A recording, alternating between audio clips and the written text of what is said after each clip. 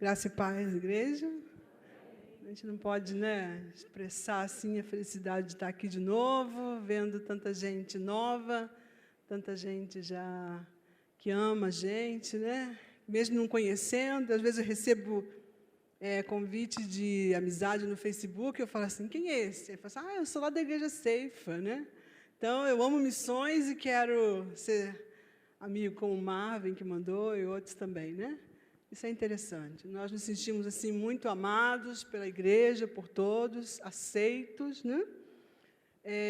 fazemos parte dessa igreja, a igreja é a nossa igreja enviadora, nós temos não somente esse vínculo de ser enviados, mas também de sermos dessa igreja. Aqui estão nossas raízes, aqui está o nosso coração, e sempre que a gente pode, a gente está aqui, e a gente sente essa oração que os irmãos mandam para a gente, porque nós vencemos, nós não estamos sozinhos, nós não fomos abandonados no campo, e também aquilo que Deus tem nos dado tem sido suficiente para nós, Deus tem sustentado, Deus tem provido, Deus tem feito milagres, Deus tem tirado água da rocha, quando a gente precisa, quando a gente ora, Deus sempre traz, Nunca vivemos uma situação tão tranquila assim na área financeira como vivemos na Alemanha, Mas não porque tenhamos dinheiro, mas porque é estabilidade, E também porque vem daqui, a igreja lá ajuda, e com o que a gente tem, encontramos uma casa, depois de 10 meses de estarmos morando de malas, Depois que nós saímos da Espanha, ficamos 6 meses na casa do pastor Sérgio, depois viemos para cá, ficamos 4 meses, E quando nós voltamos, eu falei, Deus, eu estou cansada de estar de 10 meses só com 2 malinhas, Eu queria um lugar assim para mim, fechar a porta e ser a nossa casa, Mas Deus, Ele não nos deve nada, irmãos. E quando nós chegamos lá, o pastor Sérgio falou com a gente, olha, o Folca, o alemão, ele comprou o apartamento nosso e comprou com tudo dentro. E essa casa tem tudo que vocês precisam para começar a vida de vocês. Então, nós não tivemos que comprar nada, Só pegamos as nossas 4 malinhas, arrumamos nos armários, E algumas coisinhas, como um abridor de garrafa, alguma coisa, e lá estava tudo. É o que nós temos até hoje. E tem sido muito bom, Porque temos de tudo, Não precisamos de nada. André já esteve lá, o irmão Antônio já esteve lá. Quem mais já esteve lá com a gente aqui? O Pablo, da Esther. Então, eles viram, como nós estamos lá, a igreja. Quando nós chegamos também, a igreja, houve uma mudança, o pastor Sérgio foi pastor há muitos anos, fez um excelente trabalho, mas sabe que sempre que há uma mudança, sempre há uma mexida, E nós, no início, ficávamos assim, meio assim, pensando, meu Deus, esse pingo de gato pingar, esse gato pingar, 16, 17 pessoas no culto, Mas fomos orando, e Deus foi dando estratégia, foi dando palavras, e hoje a gente já vê a igreja mais cheinha, Assim, Deus deu uns jovens para a gente, ainda que não sejam todos de lá, mas na reunião de jovens a gente já... Não é como aqui, Eu gostaria de ter um grupo de louvor desse lá cantando, lá, seria uma bênção, Mas a gente tem feito, os jovens têm feito um bom trabalho para Deus também, os jovens de lá, Então a gente vê que Deus está aprovando, Deus está tocando, Deus está fazendo algo, que não somos nós, é Deus quem faz. E a gente fica feliz por isso, Porque Deus, Ele sempre trabalha. Deus, Jesus falou, eu trabalho, meu Pai trabalha, e nós trabalhamos, E Deus vai fazendo a obra. E eu tenho uma palavra assim para compartilhar. Queria agradecer aos irmãos pela oferta generosa. Não é o dinheiro, é o amor dos irmãos. Nós já não estávamos nem pensando nisso.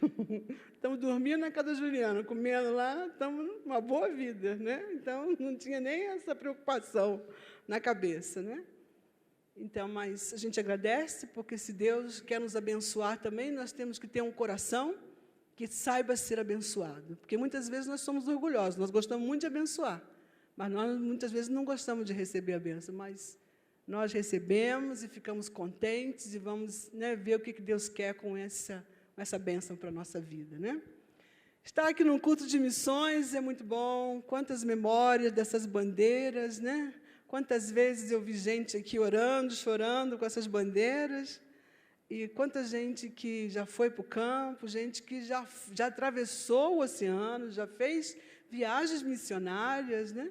E quantos mais que Deus vai levar? Porque Deus não tem filhos especiais. Aquele que Ele chama, Ele se responsabiliza, e no tempo dEle, a porta se abre. Né? Não é no nosso tempo. Às vezes é duro esperar o tempo de Deus, né? Mas no tempo dEle.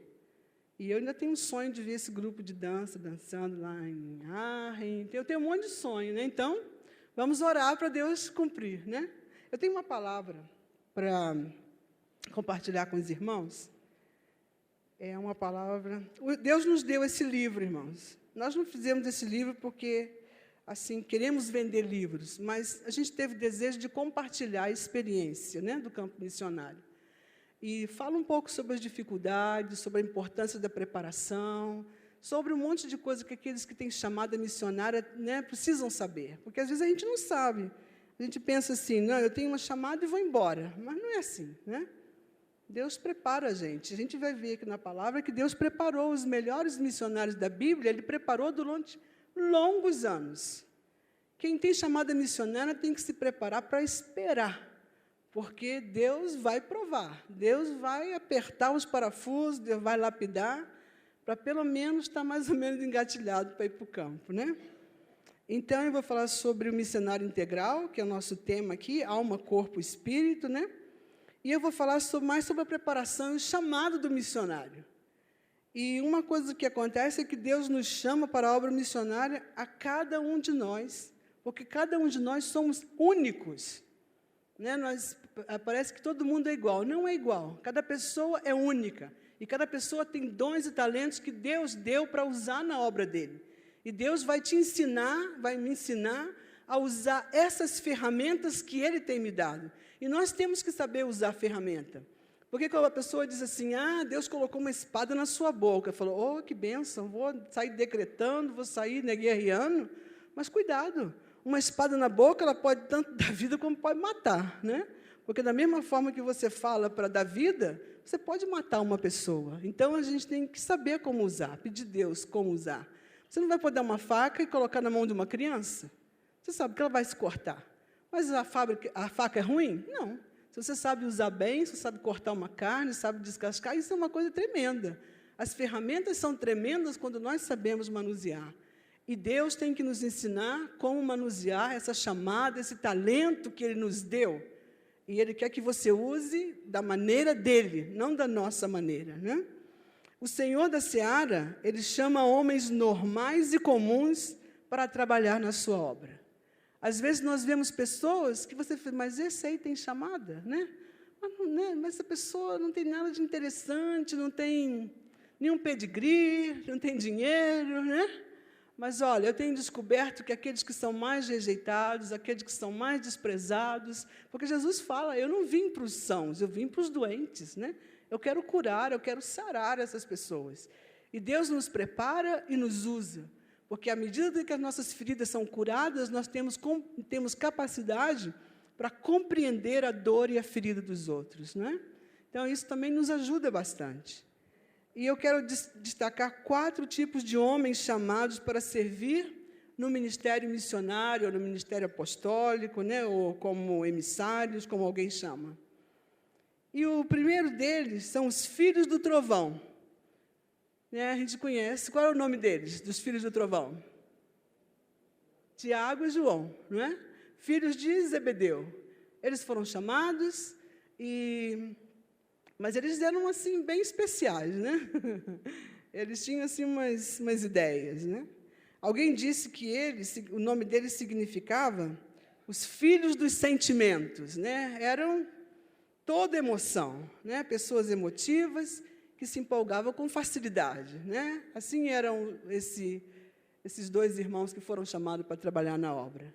E muitos de nós somos como eles, né?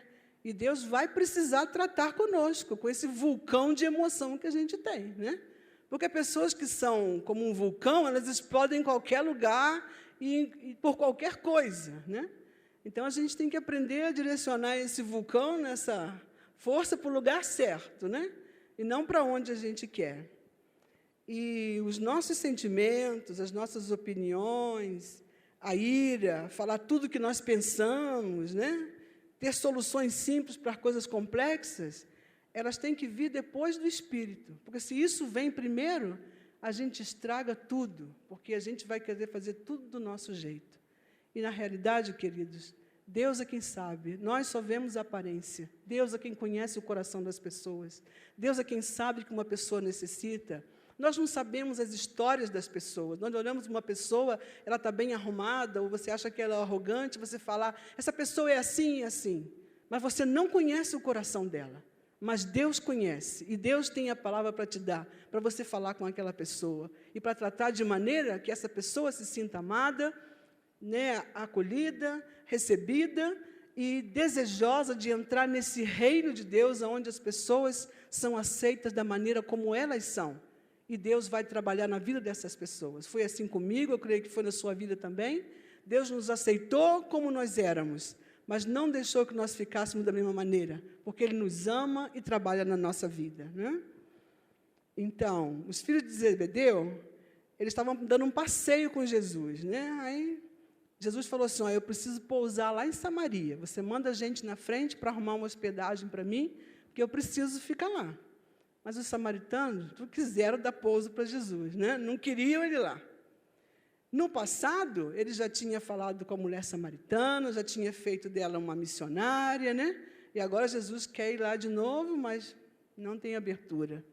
Aí esses dois irmãozinhos, né, eles falam assim, Jesus, só quer que a gente ora para mandar fogo aí para acabar com esses samaritanos de uma vez só? A gente desce fogo do céu, queima eles todos, né?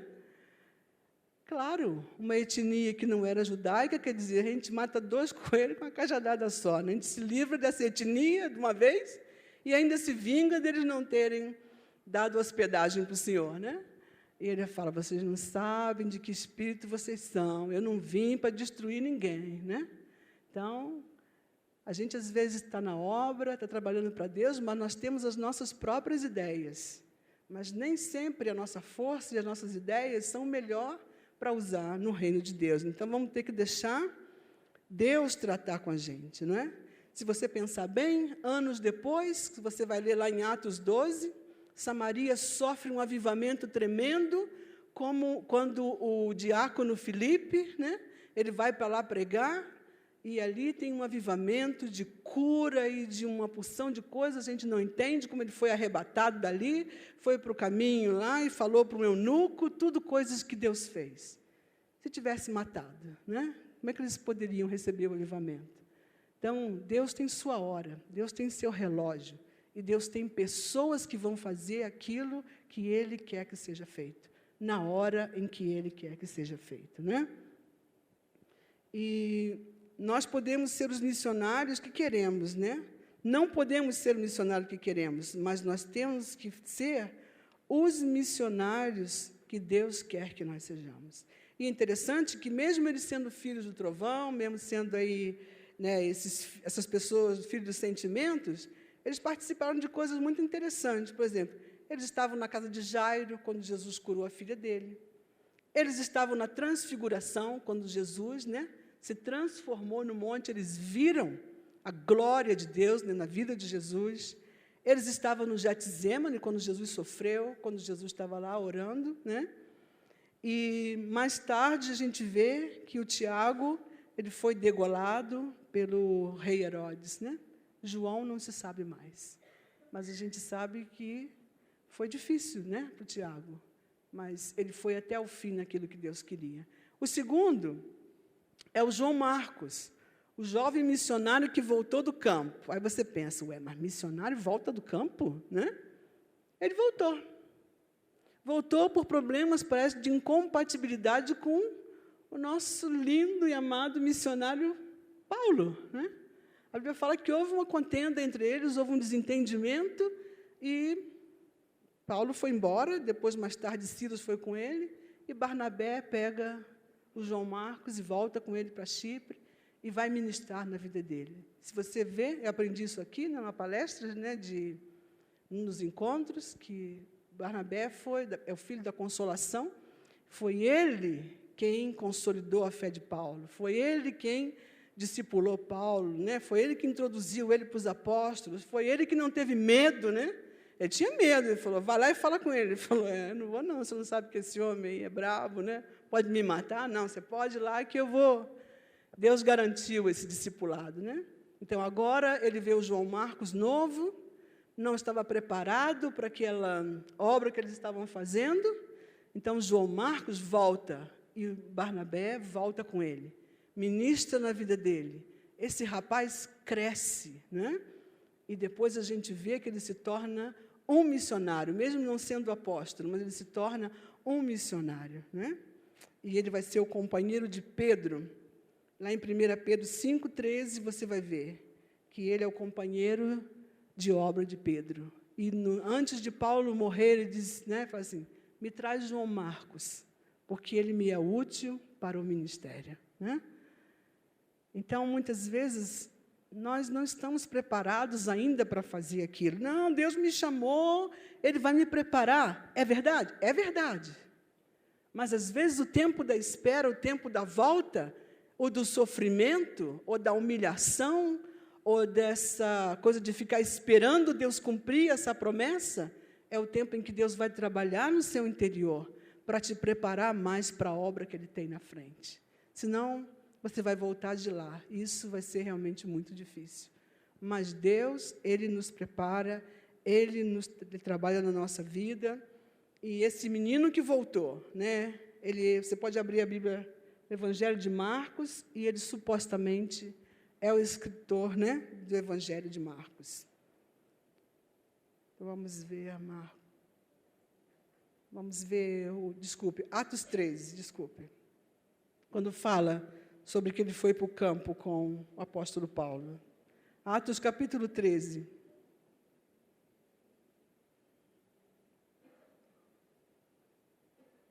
Rapidinho a gente vê.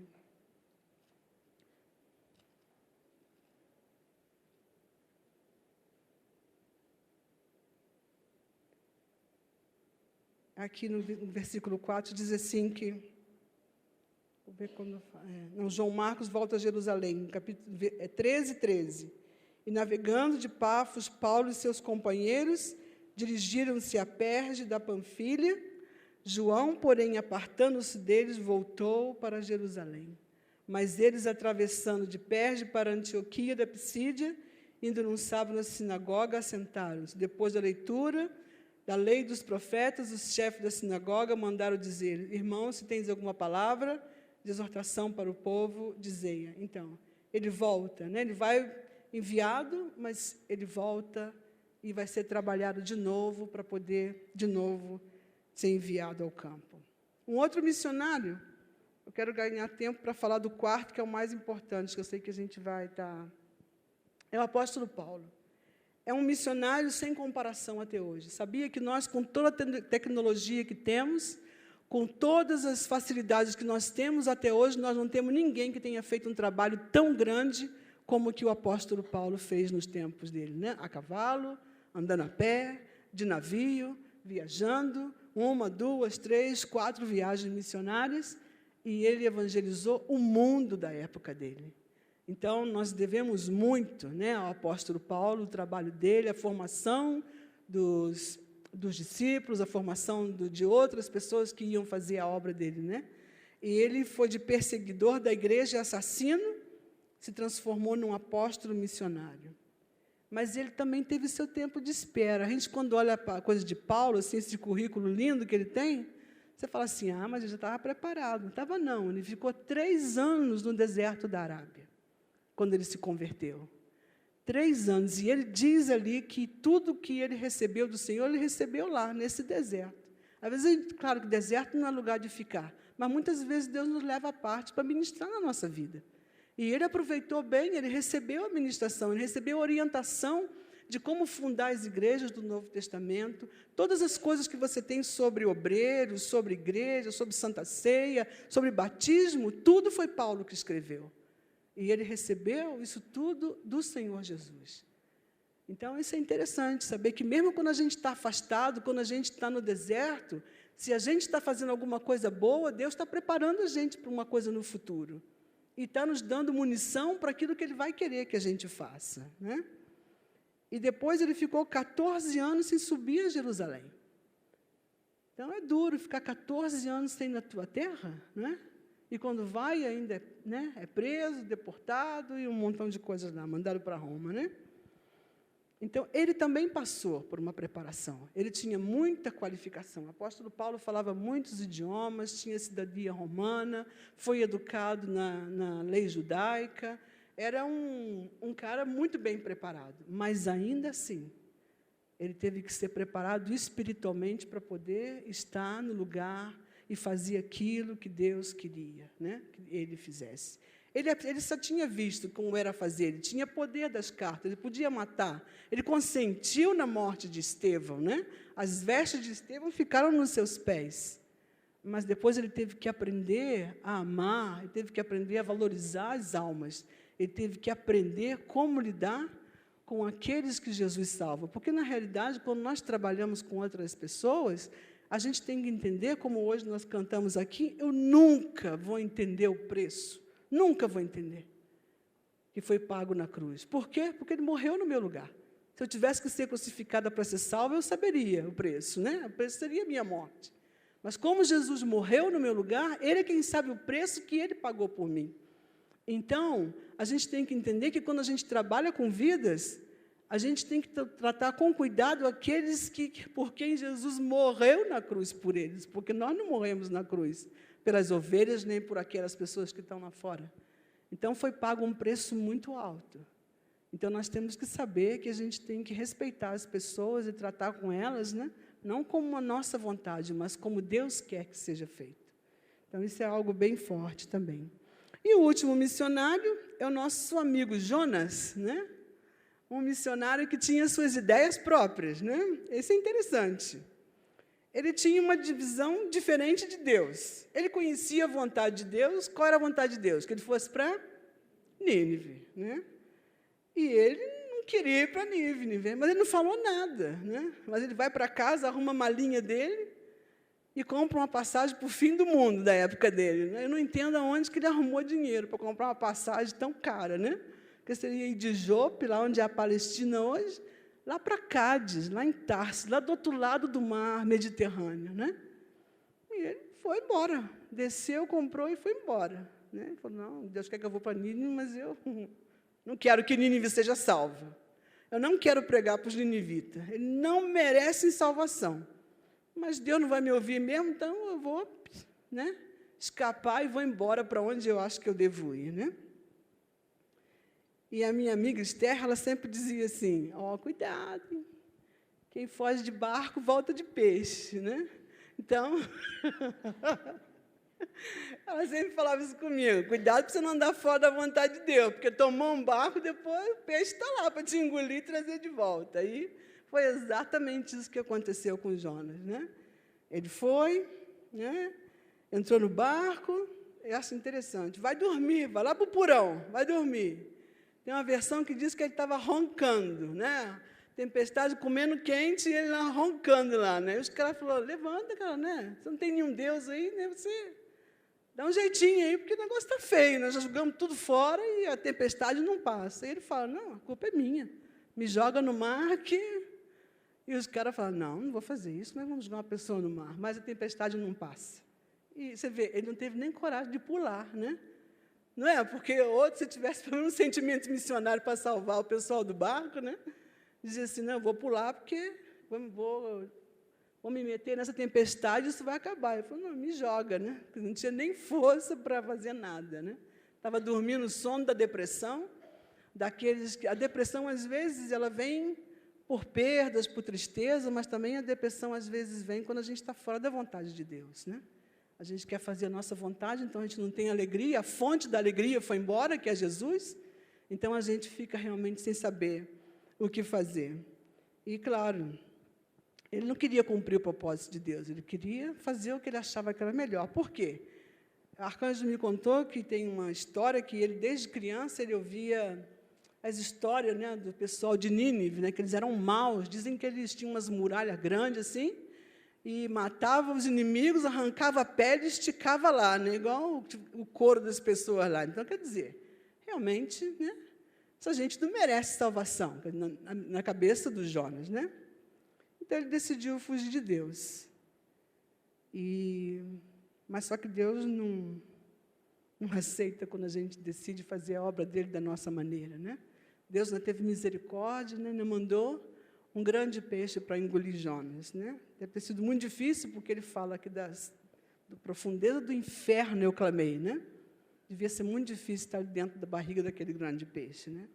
Mas vamos pensar nós hoje, se nós que estamos aqui, essa moçada toda linda que está aí, né? Que Deus tem uma obra. Eu vejo tantos obreiros assim que podem, né? Depois daqui a alguns anos fazer aquilo que em poucos anos a gente já não pode mais fazer, né? Então, de repente, Deus está falando com vocês. Vamos supor que hoje Deus nos chamasse para trabalhar com o Estado Islâmico, né? Com o ISIS. Deus fala, quero que você seja missionário lá no Estado Islâmico, esse povo que está matando esse monte de gente. O que você ia fazer? Será que seria muito diferente do que Jonas? Vou nada, né? Esse povo não merece salvação, não.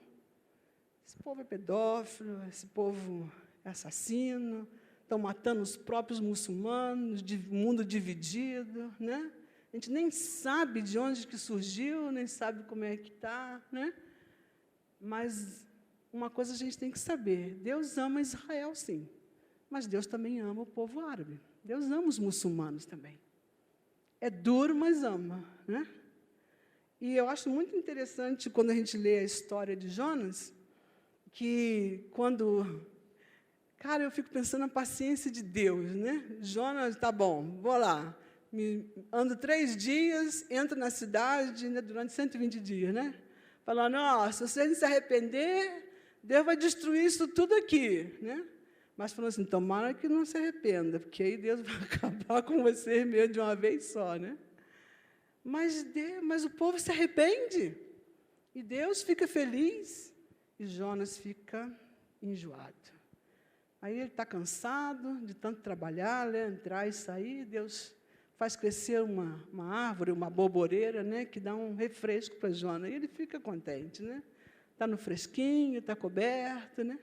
Mas vem um bicho e come a arvorezinha dele, né? E ele fica, a Bíblia fala que ele ficou enjoado com Deus, porque a planta morreu. E Deus diz, Jonas, mas é razoável esse seu enfado, esse seu... Né? Ele falou, sim, ele não responde para Deus, é razoável sim. Né? Ele falou, se você tem piedade de uma planta que nasceu, né, e morreu, como que eu não vou ter piedade de mais de 120 almas que iam morrer e se arrependeram? Não é? Quem sabe aí quantos, mais ou menos, para a estatística missionária, quantos muçulmanos nós temos, estatisticamente falando, hoje no mundo? Nós temos hoje, mais ou menos, 2 bilhões e 500 pessoas que vivem dentro da prisão do Islã. Eu digo prisão porque é uma prisão. Você nasce muçulmano e você não tem opção. Uma amiga do Arcanjo lá na faculdade, no curso, falou com ele, disse assim, falou sobre ele, falou assim, eu nasci no Islã, né?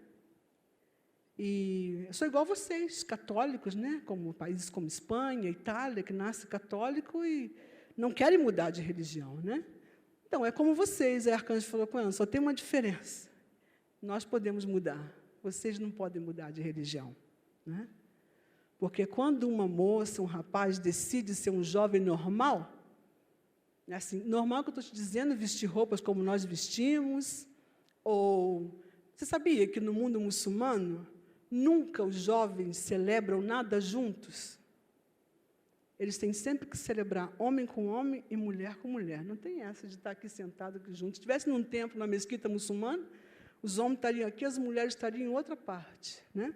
Nas festas, as mulheres se arrumam para as mulheres, porque homem celebra com homem, mulher celebra com mulher. Então, elas vão tirar o véu, vão botar suas melhores roupas de marca, porque gostam pra caramba, quando tiram aquelas coisas de maquiagem, de cabelo bem penteado, mas só para a mulher ver. Um outro homem não vê nunca o cabelo da mulher solto, nem nada. Você pode imaginar essa prisão? Que doideira que é isso, né? Mas nós temos muita gente que vive assim. E muita gente que não quer viver mais isso. Está cansado, já nasceu nisso, né? Mas tem que ficar, porque o Alcorão diz que se seu filho se tornar infiel, o pai e a mãe podem matar ele. E não tem número de casos, não tem conta o número de casos de próprio pai e mãe que matou, né, os filhos, porque estavam desonrando eles como muçulmanos, né?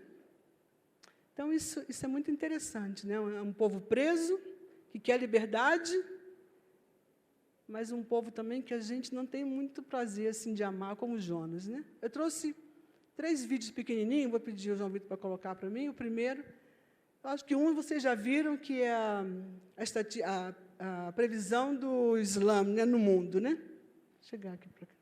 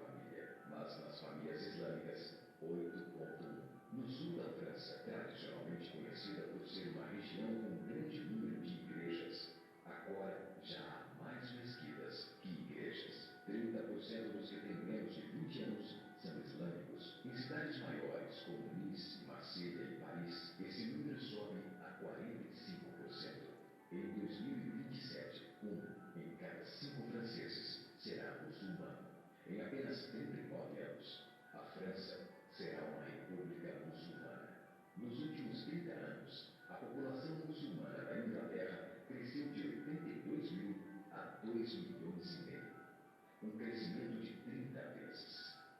Há milhares de mesquitas, muitas eram igrejas. Na Holanda, 50% dos recém-nascidos é muçulmana. Em 15 anos, metade da população será muçulmana. Na Rússia, há mais de 23 milhões de muçulmanos, quer dizer, 1 em cada 5. 40% do exército russo será muçulmano em apenas poucos anos.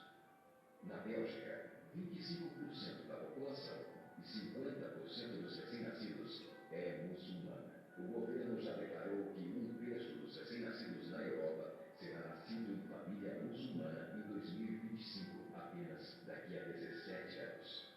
O governo alemão, o primeiro a falar isso publicamente, recentemente declarou: a queda da população alemã não pode ser mais detida. Sua espiral descendente não é mais reversível. Esse será um Estado muçulmano em 2050. Muammar al-Gaddafi declarou: há sinais de que Allah garantirá vitória ao Islã na Europa, sem espadas, sem armas e sem conquistas. Não precisamos de terroristas ou bombas homicidas. Os mais de 50 milhões de muçulmanos na Europa o transformarão em continente islâmico em poucas décadas. Há 52 milhões de muçulmanos na Europa. É esperado que esse número dobre para 104 milhões nos próximos 20 anos. No nosso continente, os números contam uma história semelhante. No Canadá, a taxa de fertilidade é de 1,6, bem abaixo dos 2,11 necessários para manter a cultura. E o Islã é a religião que mais cresce. Entre 2001 e 2006, a população do Canadá aumentou em 1,6 milhão. Desses, 1,2 foram imigração.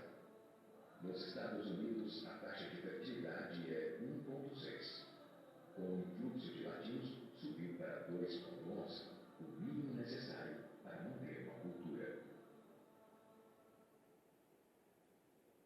Em 1970, havia 100 mil muçulmanos nos Estados Unidos. Hoje, há 9 milhões. O Islã está crescendo em toda a América Latina. No Brasil, são cerca de 1,5 milhão de muçulmanos e 70 mesquitas. Nos últimos 3 anos, os muçulmanos passaram de 300 mil para 400 mil apenas no estado de São Paulo.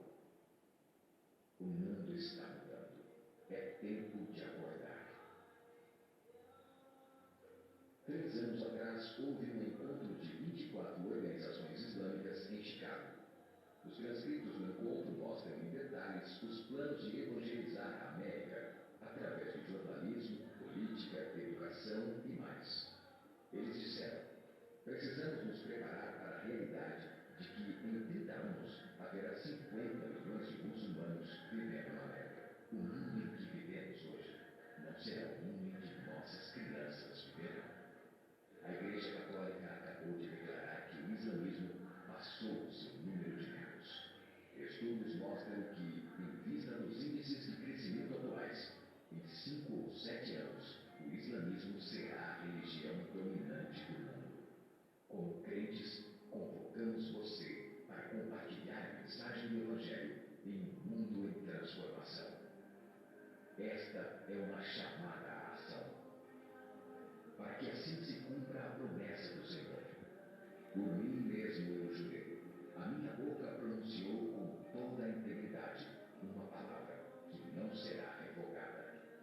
Diante de mim, todo joelho se dobrará, junto a mim, toda língua jurará. Interessante, né? Nós temos um outro vídeo, vou pedir para colocar, do comportamento dos muçulmanos quando eles são minoria ou maioria em outras nações.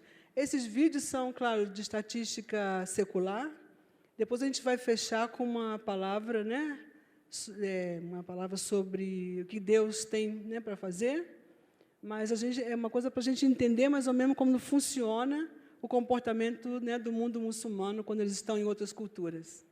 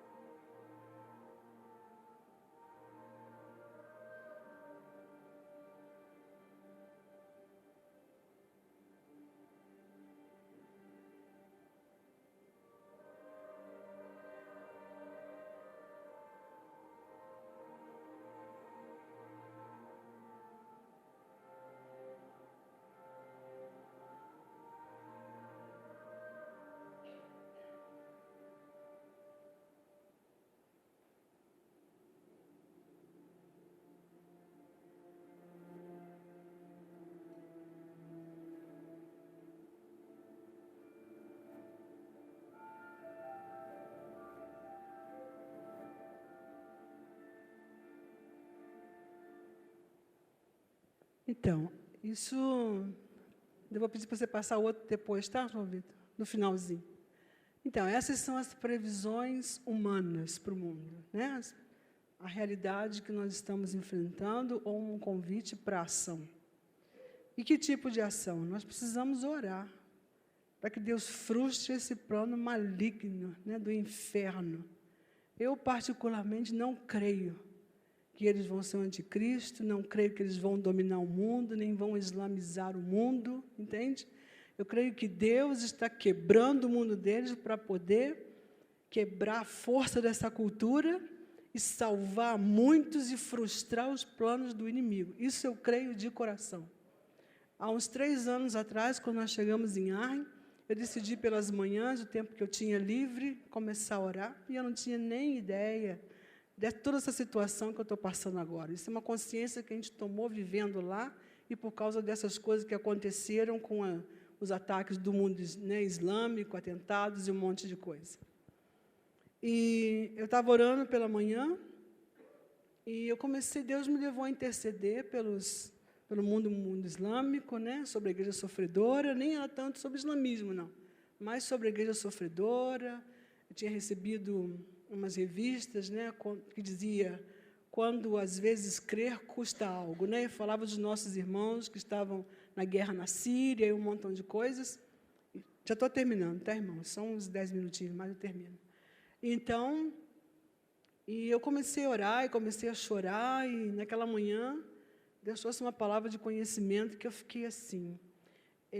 Assim, Ele falou assim, né, no meu coração, eu estou sacudindo o mundo islâmico, né? Ele está sendo dividido, porque a casa dividida, ela não subsiste, né? Porque antes eles só matavam os infiéis, mas hoje a gente vê que numa vila, quando o ISIS chega para recrutar, se os pais não deixam os filhos irem, eles matam todas as crianças da aldeia fuzilado na frente dos pais. Irmãos, isso é muito duro, né? Quando a gente vê um negócio desse, a gente fica pensando, Deus, tem misericórdia. E Deus falou realmente que, assim, o Espírito trouxe essa palavra no meu coração, que Ele estava mexendo com o mundo islâmico, e que muitos iam ser libertos, mas que isso ia custar rios de sangue, né? A liberdade, irmãos, ela tem um preço, né? Uma força política, religiosa, social, diabólica como a do Islã, e eu falo isso debaixo do sangue do Cordeiro, porque a gente sabe que é uma guerra, não é? É muito difícil de ser rompida, porque isso não é da noite para o dia. Deus tem que sacudir, e sacudir, às vezes, é muito duro, né? Porque muito sangue inocente vai jorrar. Tertuliano dizia que o sangue dos mártires era a sementeira da igreja, né? Então, nós vimos o evangelho crescer, mas custou muito sangue de muitos mártires, né? Então, eu particularmente, é o meu ponto de fé. Deus está sacudindo, vai cair. E eu me lembro que no ano 2000, quando teve a AD 2000, o movimento missionário, nós tínhamos uma cifra de 3 bilhões de muçulmanos que estavam debaixo, né, desse regime. Hoje já são 16 anos, já são 2 bilhões e 500 milhões, né? De uma certa forma, encontraram, nem que seja pela migração ou fugindo, conseguiram um escape, né? Nós temos um amigo que trabalha no Azerbaijão, ou no Cazaquistão, não sei, trabalhou 12 anos lá. Um dos motivos que ele foi embora é porque a filha dele, quando chegava em casa, já estava com o tapetinho dela, dobrando os joelhos em casa e orando 5 vezes ao dia. Quando eles viram, tiraram ela da escola muçulmana, né, do Estado, colocaram numa escola pentecostal, e depois Deus falou com eles para eles saírem, talvez para preservar. Porque depois que você cresce, essa coisa fica difícil quando entra na sua cabeça. A cultura entra na cabeça da gente. Você não percebe, mas ela vai entrando, né? Então, você vai recebendo. Você é criança, então você cresce ali, quer dizer, depois você vai casar com um muçulmano, como é que você arranca ela de lá? Um homem talvez você arranque, mas uma mulher que se casa com um muçulmano, a família tem direito de bater, ela tem que fazer tudo que o marido quiser, muitas delas têm que lavar os pés dos maridos quando chegam em casa, né? É uma vida, irmãos, não tem nem tempo de falar tudo o que acontece, né? Depois você entra, procura, vê, na internet tem muita coisa, e realmente é uma escravidão que você pensa, isso não existe, mas existe. E eu creio, de todo o meu coração, que se nós como igreja oramos, né? E aqueles que a quem Deus está chamando, como nós que estamos mais perto, o pastor Sérgio já foi a Israel, quem foi a Israel eu nunca fui, mas eu acredito que vê os muçulmanos muito de perto. Na Alemanha a gente vê muito de perto. Eles não querem amizade com a gente, eles são proibidos de terem amizade com infiéis, eles não podem celebrar, né? Mas a gente vê, eu vejo. Quantas vezes eu pareço com elas, né? Às vezes elas vêm falar comigo, né? Eu não sei falar também muito alemão, mas vêm me perguntar. Muitas delas não sabem ler. Teve uma liquidação e fala comigo assim, quanto que custa esse casaco? Aí eu falo, e quanto que estava antes? Quer dizer, quer saber? Não sabem ler, não sabem escrever, né? Não tem vida, né? Então isso é muito duro quando vê o ser humano, né? Assim, escravizado dessa maneira. E eu tenho um último vídeo que eu quero colocar, que é bem rapidinho sobre a expansão do cristianismo. O cristianismo é branco. Desde os primórdios do cristianismo, você vê como que Deus sempre tem cuidado da sua igreja e do cristianismo.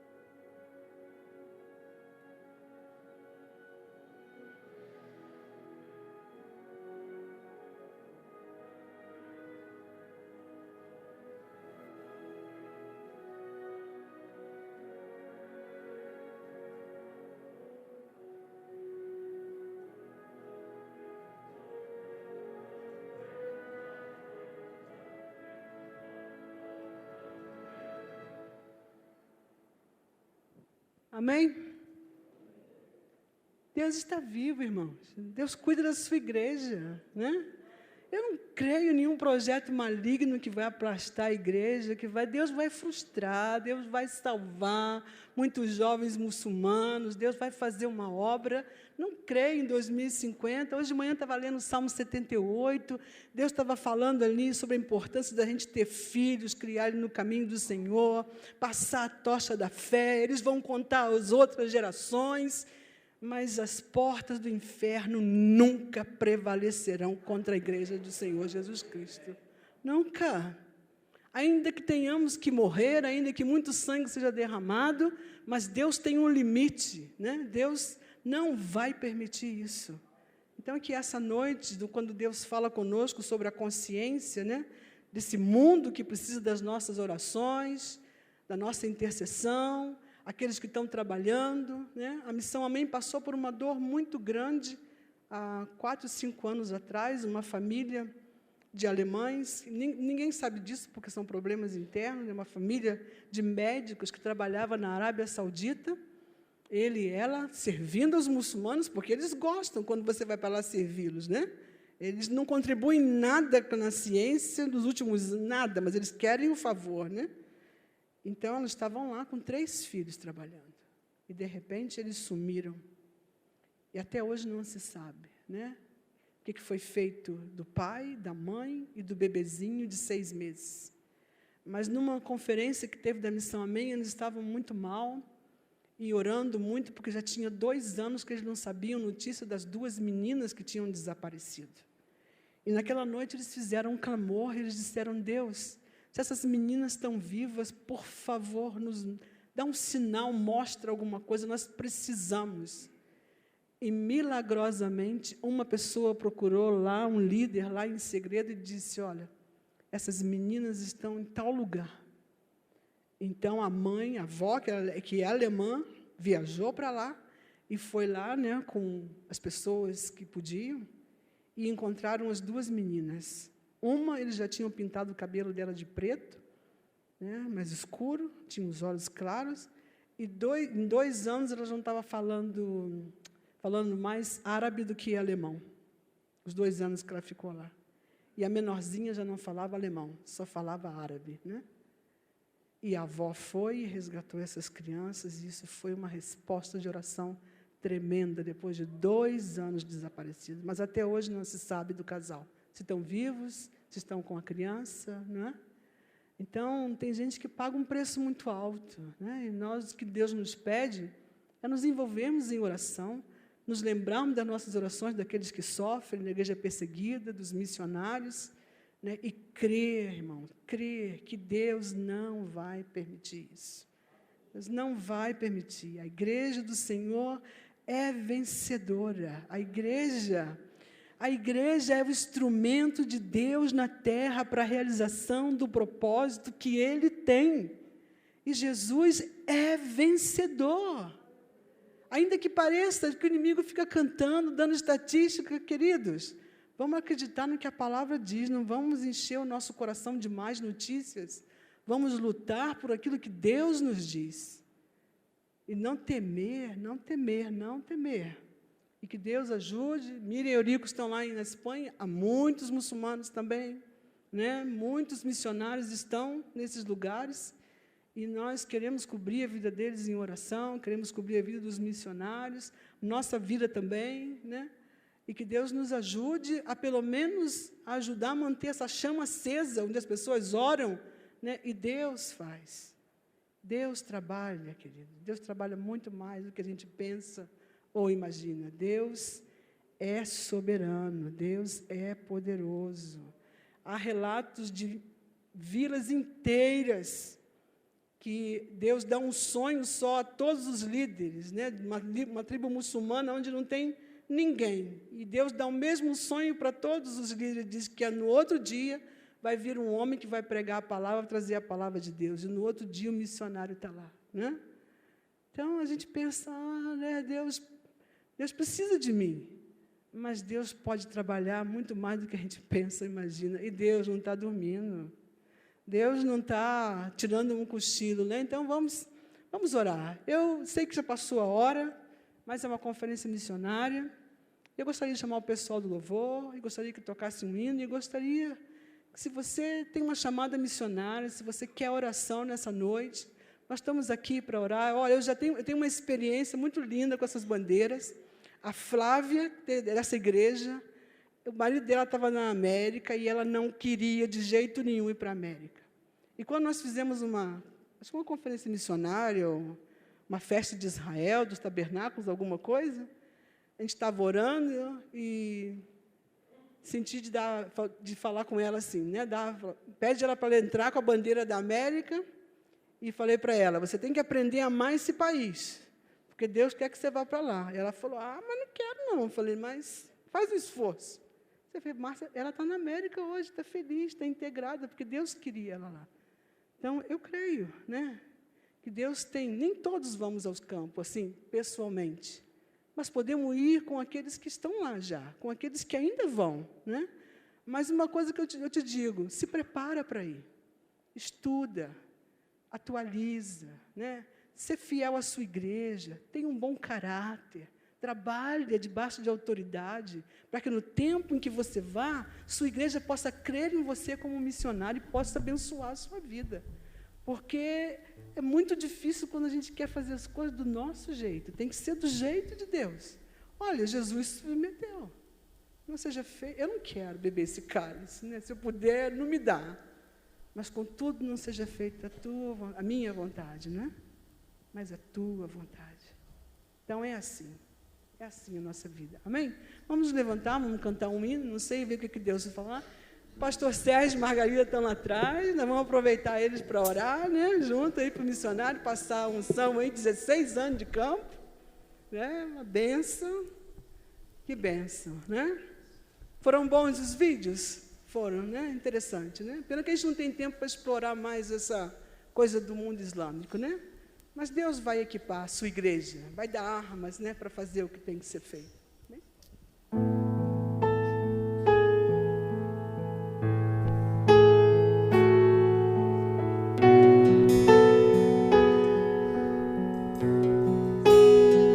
Se você quiser vir à frente, vamos estar orando, né?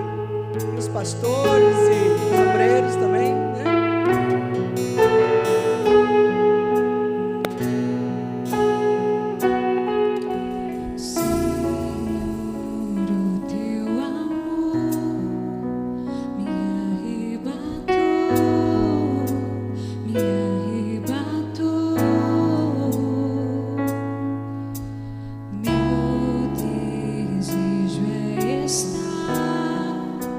Contigo pra sempre.